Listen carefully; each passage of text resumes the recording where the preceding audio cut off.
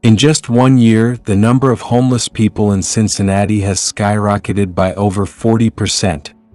Right in the heart of this wealthy city, they're sleeping under bridges without you even knowing. Amid the dazzling lights and upscale restaurants, thousands are curled up on the streets, not out of laziness, but because a single setback was enough to wipe everything out. Rising rents, unstable jobs, and no one reaching out to help. Cincinnati is drowning in crisis. But why is everyone staying silent? Don't look away. What you're about to see will shock you, and you won't be able to turn your back again. People often think of travel as beautiful pictures, endless green mountains or dazzling cities lit up at night. But in this documentary about homelessness, you won't see the Eiffel Tower or the Charles Bridge in Prague. Instead, we encounter harrowing stories beneath cold overpasses, where people have no home to return to.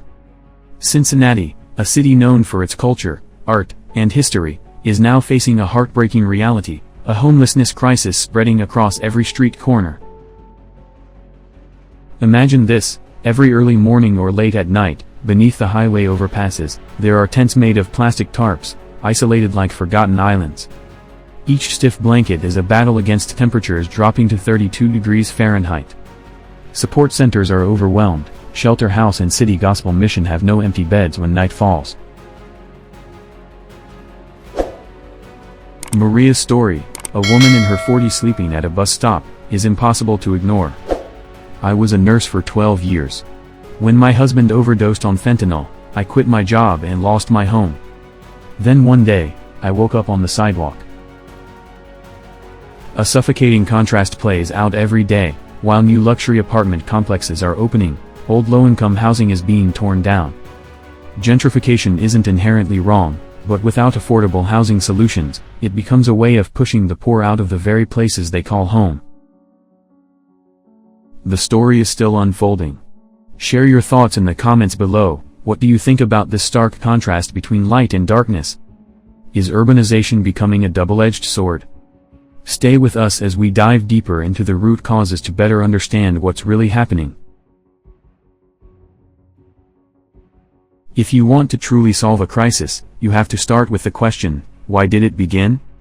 When it comes to the homelessness crisis in Cincinnati, the answer isn't a single cause, but a tangled web of injustice and scarcity, where one broken link can bring an entire life crashing down. First, let's talk about housing.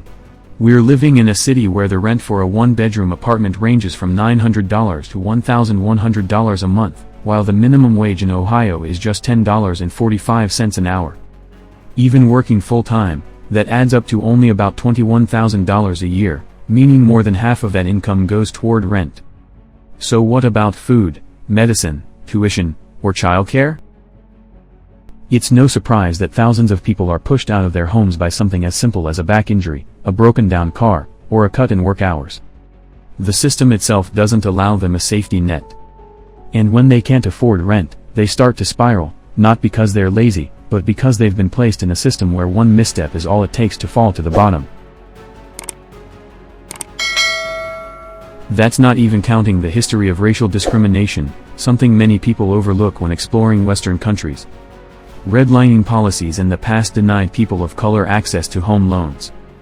While no longer legal, the legacy still lingers. The homeownership rate for Black Americans is nearly 40% lower than that of white Americans. In Cincinnati, many neighborhoods that were once home to communities of color are now being displaced by urban redevelopment projects. And if you think someone will get help when they fall into a situation like this, think again. Mental health services in Cincinnati are overwhelmed, underfunded, and understaffed. Someone dealing with anxiety, depression, or PTSD might have to wait months to see a doctor, if they can even afford it. In the meantime, they still have to work, still have to care for their kids, still have to survive, and many turn to alcohol or drugs as a temporary escape. Fentanyl, a cheap and deadly drug, has flooded Cincinnati. For just $10, someone can get a dose, but the real cost could be their life. The heartbreaking truth is, getting into a rehab program costs dozens of times more. And not everyone has health insurance. The result? Addiction, then job loss, then homelessness. And finally, the harsh truth, many people experiencing homelessness are still working every single day. They deliver packages, clean hotel rooms, stock shelves at grocery stores. But it's not enough to live on. They have no long-term contracts, no insurance, no benefits. Just one illness or a single missed week of work can leave them sleeping on the streets. None of this is surprising, it's the result of a system not built to support the vulnerable. When the system fails to lift people up, the only thing it does is push them down. This isn't a personal failure. It's a societal one. What do you think is the deeper cause of the homelessness crisis? Leave a comment below, and if you've ever lived in a big city, you'll understand, sometimes, a single doorstep can become the last refuge for a human being. Yet in the midst of what feels like endless darkness, small lights are still being lit, not by distant policies, but by the community itself. Ordinary people, local organizations, and quiet volunteer groups are fighting every day to bring hope. At Shelter House on Reading Road, it's not just about a bed and a hot meal. They offer mental health counseling, job training programs, and vocational classes. But most importantly, they see the person behind each struggle. Here, the homeless aren't treated as a problem to fix, they're individuals who deserve to be heard and given a chance. Mobile outreach teams like those from Joseph House go directly to the encampments, knocking on tent doors with clean water, warm blankets, and a judgment-free hello. They don't pressure anyone into shelters, they build trust first. And only when someone is ready do they take the next step. We met Tim, a veteran who spent 7 years living in Washington Park. He had lost everything, his wife, his kids, his home. But thanks to an outreach team, he's now working part-time at a warehouse and getting ready to move into his first affordable apartment. He said, "No one saved me. They just didn't give up on me." The miracle of community efforts lies in their patience and unconditional support.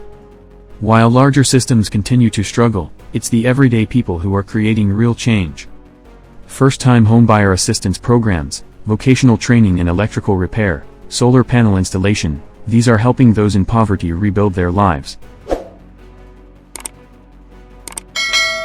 We may not be able to change the whole world, but we can change one person's world. And sometimes, like with Maria or Tim, all it takes is one person believing in you, to start over. If you believe travel isn't just about sightseeing, but about uncovering the truth of a nation, then this is the side that needs to be seen. A city shouldn't only be remembered for its museums or restaurants, but for how it treats its most vulnerable. Have you ever seen a glimmer of hope in the dark? Leave a comment below. And if you believe in the power of community, help us share these stories. Because a documentary about homelessness isn't just meant to be watched, it's meant to inspire action. Cincinnati isn't an isolated story. It's a reflection of a social system where anyone can become an outsider with just one misstep. Through this journey, the documentary doesn't just open a window into harsh reality, it also expands our understanding of the value of compassion, empathy, and community spirit. A travel experience is never complete if it ends with just snapping photos at famous landmarks.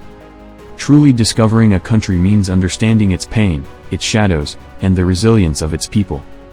The documentary on homelessness in Cincinnati is a powerful example of that. It not only takes viewers deep into the lives of those society has forgotten, but also serves as a wake-up call for every city around the world. For travelers, this isn't just a tour, it's an invitation to listen, to look closely, and to reflect. For the international community, it's a call to action: invest in people, in public health, in affordable housing, in education, and in models that restore dignity, instead of just building more skyscrapers. Because sometimes, what defines a city isn't the height of its buildings, but the depth of its compassion. If you believe everyone deserves a home and a fresh start, share this video, hit like, subscribe to the channel, and leave a comment. Together, we can shine a light into the darkness, not just in Cincinnati, but anywhere people are still being forgotten. Thank you for being with us.